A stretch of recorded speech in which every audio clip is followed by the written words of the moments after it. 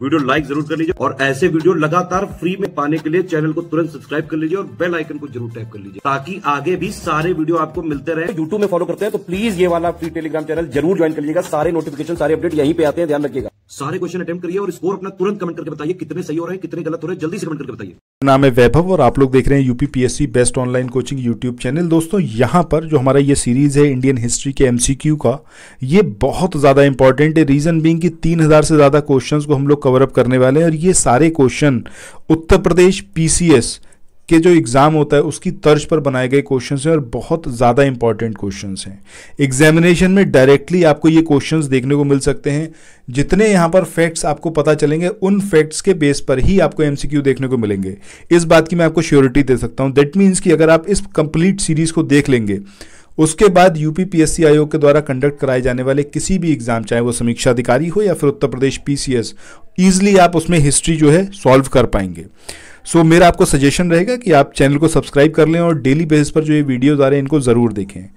आइए शुरू करते हैं आज के अपने सेशन को। जो पहला यहाँ पर आप क्वेश्चन देख रहे हो इसमें आपसे पूछा गया है कि मुस्लिम लीग द्वारा पाकिस्तान का प्रस्ताव ये पारित किया गया था कब?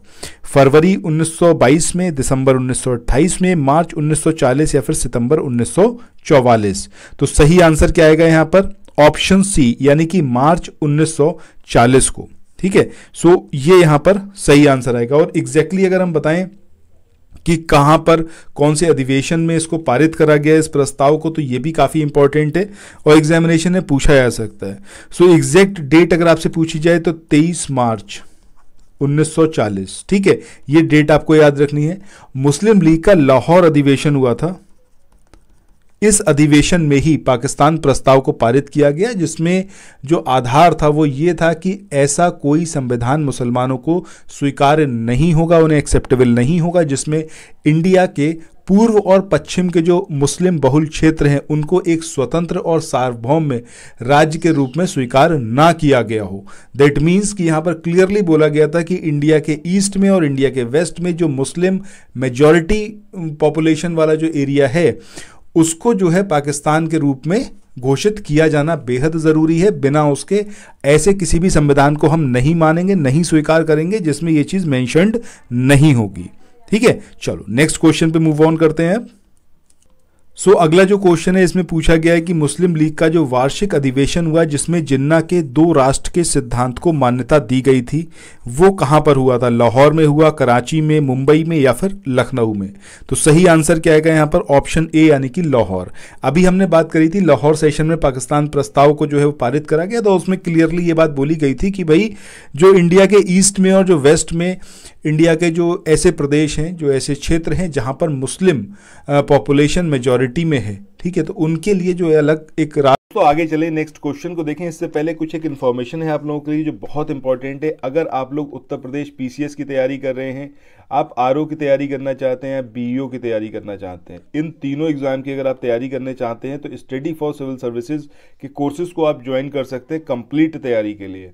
ये वन स्टॉप डेस्टिनेशन है, यहाँ पर आपको सब कुछ मिलेगा जिसमें स्टडी मटेरियल रहेगा, टेस्ट सीरीज रहेंगी, पेड क्विज रहेंगी, सब कुछ आपको एक ही जगह पर मिलेगा और ये सब कुछ सफिशिएंट होगा आपके एग्जाम को क्रैक करने के लिए, एग्जाम को निकालने के लिए। लेटेस्ट ग्रुप स्टार्ट हो चुके हैं और उन ग्रुप में आपको एडमिशन लेने के लिए सिंपली जो ये नंबर मैं आपकी स्क्रीन पर लिख रहा हूँ इन नंबर्स पर आप कॉल कर सकते हैं। 8564-880530 इस नंबर पर आप संपर्क कर सकते हैं। इसके अलावा 9696066089 इस नंबर पर कांटेक्ट कर सकते हैं या फिर आप 7523864455 इन तीनों में से किसी भी नंबर पर कॉल करके आप हमसे संपर्क कर सकते हैं और ये लेटेस्ट ग्रुप जो है इसमें आप एडमिशन ले सकते हैं। राष्ट्र की मांग उसके अंदर करी गई थी, पाकिस्तान के बारे में उसमें बोला गया था कि पाकिस्तान वाला जो एक फॉर्मूला है 2 राष्ट्र का वो होना चाहिए, मतलब हिंदुस्तान हो और पाकिस्तान हो। अब यहां पर बात ये उठती है कि ये जो प्रस्ताव था इसका प्रारूप ये किसने तैयार किया था? सो ये नाम जरूर याद रखिएगा, सिकंदर हयात खान। वैसे अगर मुझे सही याद है तो आपने एक वीर ज़ारा मूवी भी देखी होगी, तो उसमें सिकंदर हयात खान का नाम आता है कि एक बहुत ऊंचे घराने में जो है शाहरुख खान का वहाँ पर अफेयर होता है, प्रीति जिंटा से उनके साथ मोहब्बत होती है, तो उसमें आपने ये नाम ज़रूर सुना होगा सिकंदर हयात खान का, if I am not mistaken. ज़रूर देखिएगा, मूवी बहुत अच्छी है, ठीक है। सो 23 मार्च 1940 का आपको दिन याद रखना है। और बाकी सिकंदर हयात खान, इन्होंने प्रारूप तैयार करा था, इनका नाम याद रखिएगा, लाहौर सेशन याद रखिएगा। इसके बाद मूव ऑन करते हैं नेक्स्ट क्वेश्चन पे। इस क्वेश्चन में यहाँ पर आपसे पूछा गया है कि वह कौन सी तिथि थी जब मुस्लिम लीग ने पाकिस्तान दिवस मनाया था। अब पाकिस्तान दिवस कब मनाया गया ये ज़रूर आपको यहाँ पर याद रखना है। क्या है वो तारीख? 23 मार्च 1943, 23 मार्च 1943। अब ये जो 23 मार्च का दिन था ये क्यों चुना गया? जैसा अभी हमने बात करी थी कि भैया जो आपका मुस्लिम लीग का लाहौर अधिवेशन हुआ था 22 से 24 मार्च 1940 के बीच में हुआ था, मोहम्मद अली जिन्ना ने उसमें अध्यक्षता की थी। और 23 मार्च 1940 को इस अधिवेशन में भारत से अलग एक अलग मुस्लिम राष्ट्र की बात करी गई थी जिसको पाकिस्तान के रूप में बोला गया। और उसमें बोला गया था कि हमें ये पाकिस्तान चाहिए जो इंडिया के ईस्टर्न और वेस्टर्न प्रदेश हैं जहाँ पर मुस्लिम पॉपुलेशन बहुत ज़्यादा है, मेजॉरिटी में है, बहुत ज़्यादा इन सेंस की मेजॉरिटी में है, तो वो एक अलग राष्ट्र के रूप में पाकिस्तान के रूप में घोषित किया जाना चाहिए। इसी डेट को याद रखने के लिए, इसी डेट को आगे जनरेशन को कैरी ऑन करवाने के लिए कि पाकिस्तान का जो वो हुआ अपना पाकिस्तान दिवस मनाया गया, तो वो 23 मार्च 1943 इसको मुस्लिम लीग के द्वारा पाकिस्तान दिवस के रूप में मनाया गया था। तो सही आंसर क्या आएगा? Option D. इसके बाद मूव ऑन करते हैं नेक्स्ट क्वेश्चन पे।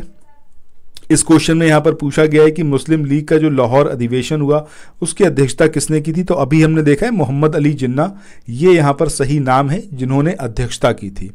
इसके बाद मूव ऑन करते हैं नेक्स्ट क्वेश्चन पे। इसमें यहाँ पर आपसे पूछा गया है कि महात्मा गांधी द्वारा जो व्यक्तिगत सत्याग्रह आंदोलन के लिए पहला सत्याग्रही चुना गया ये कौन था। सो यहाँ पर आपका सही आंसर, मुझे लगता है कि आपको पहले से पता भी होगा, ये विनोबा भावे यहाँ पर हमारा सही आंसर आएगा। अगस्त प्रस्ताव जब पूरी तरीके से अस्वीकार किया गया तो उसमें फिर कांग्रेस ने महात्मा गांधी के नेतृत्व में व्यक्तिगत सत्याग्रह को शुरू किया।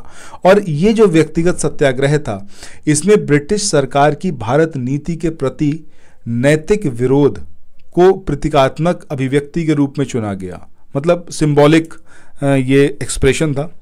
और व्यक्तिगत सत्याग्रह इसकी शुरुआत कब हुई थी ये डेट याद रखिएगा, 17 अक्टूबर 1940।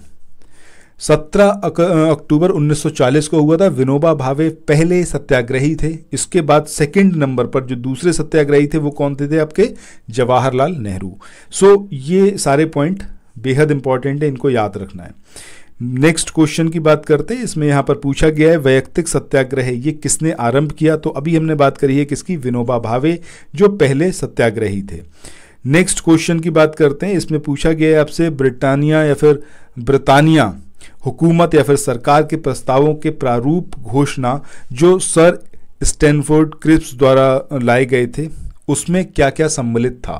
ठीक है, ये इसके अंदर पूछा गया है कि उसमें क्या कुछ सम्मिलित था। अब पहला यहाँ पर जो दिया हुआ है स्टेटमेंट की भारत को एक डोमेनियन स्थिति दी जानी चाहिए। ठीक है, दूसरा है कि सब प्रांतों और राज्यों को मिलाकर एक भारतीय संघ होना चाहिए।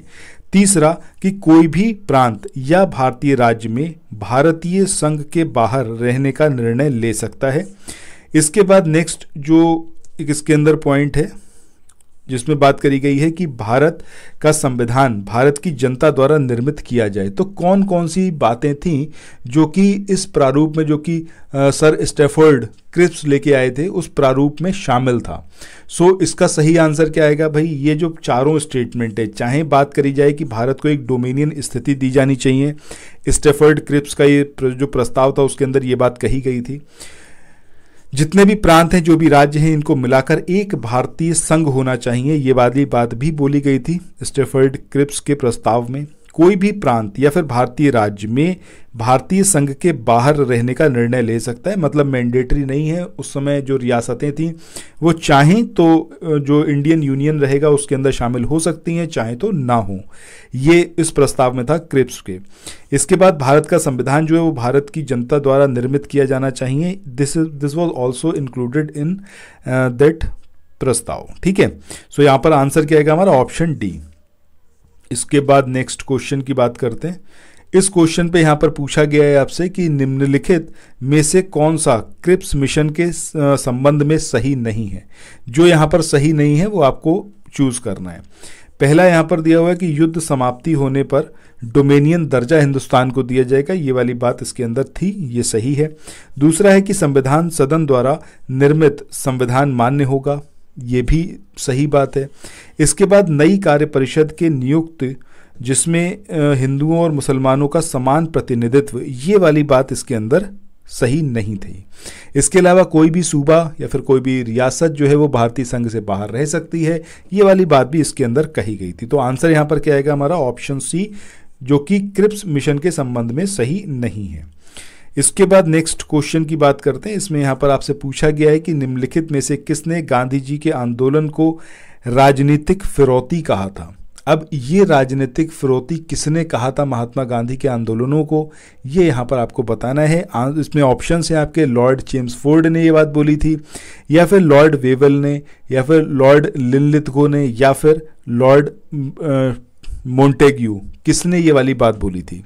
तो सही आंसर क्या आएगा हमारा ऑप्शन सी, यानी कि लॉर्ड लिनलिथगो, इन्होंने ये वाली बात बोली थी। इन्होंने बोला था कि महात्मा गांधी के जो आंदोलन होते हैं किसी राजनीतिक फिरौती से कम नहीं है। वॉयसराय और गवर्नर जनरल थे ये लॉर्ड लिनलिथगो। इनका जो कार्यकाल था, हिंदुस्तान में जितने भी वॉयसराय रहे उन सब में सबसे लंबा कार्यकाल इनका रहा था। ये इंडिया आए थे 1936 में वॉयसराय के रूप में यहाँ पर रहे थे और 1943 तक रहे थे। सो एक लंबा कार्यकाल इनका रहा था। भारत छोड़ो आंदोलन भी इन्हीं के टाइम पर हुआ था। एग्जैक्टली कौन सी डेट को भारत छोड़ो आंदोलन को स्टार्ट किया गया, ये जरा कमेंट सेक्शन में आप लोग बताइएगा, ठीक है। इसके बाद मूव ऑन करते हैं आज के लास्ट क्वेश्चन पे। इसमें यहां पर पूछा गया है कि भारत छोड़ो आंदोलन के समय भारत का प्रधान सेनापति ये कौन था, या फिर वॉयसराय की बात करें तो अभी हमने लिखा है लॉर्ड लिनलिथगो, ठीक है। ऑप्शन बी जो है वो यहां पर हमारा सही आंसर आएगा। और इसी के साथ आज के इस वाले सेशन को यहाँ पर एंड करते हैं। आई होप ये वाला वीडियो आप लोगों के लिए इन्फॉर्मेटिव रहा होगा। कुछ क्वेश्चंस मैंने आपसे पूछे, मैं चाहूँगा कि आप लोग उसके आंसर्स कमेंट सेक्शन में ज़रूर दें।